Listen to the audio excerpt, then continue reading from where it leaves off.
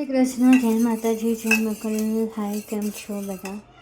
ઘણીવાર એવું બને કે તમે દાળ બનાવી રહ્યા હોવ, કોઈ પણ દાળ, એને તમે બાફી દીધી છે અને પછી તમારી એવી હાલત થાય કે હવે લોકો ગ્રાઇન્ડરથી એને મેશ કરતા હોય છે અને અચાનક તમારું ગ્રાઇન્ડર બગડી જાય તો તમે શું કરશો? એનો મેં જુગાડ કાઢ્યો. આઈ નો કે બીજે આનાથી જ કરતા હશે, પણ મારી લાઈફમાં મેં પહેલી વાર આ કર્યું છે જે તમને હું બતાવવા માગું છું. તો જોઈએ કેવું લાગે છે.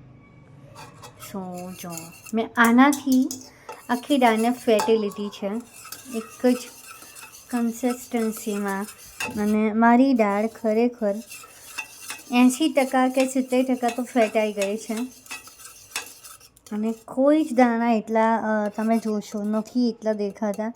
હવે ના મામા કરતાં કાણો મામો વધારે સારો, એવી હાલત છે. પહેલાં તો આનાથી જ થતું હતું. આ પેલું આના સિવાય બીજું જે હોય છે ને પેલું કઢી એનાવાળું દહીંનું શું કહેવાય એના, હું ભૂલી ગઈ છું કારણ કે હવે વાપરતા નથી. તો આનાથી પણ મેઇન આશય મારો જે છે એ એટલો જ છે કે તમે આનાથી પણ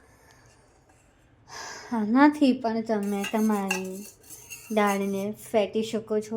જુગાડ તમે આના દ્વારા કરી શકો છો. તમે આવી વસ્તુ ક્યારે કરી છે?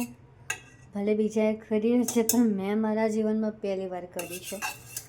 સો બધું મારું કામ આજે એવું હતું, 4 વાગ્યાનું જમવાનું મારું રેડી હતું, પણ બોસ મારું જે ગ્રાઇન્ડર બગડ્યું એના લીધે આખી દાળ નથી બની શકી અને થઈ ગયું.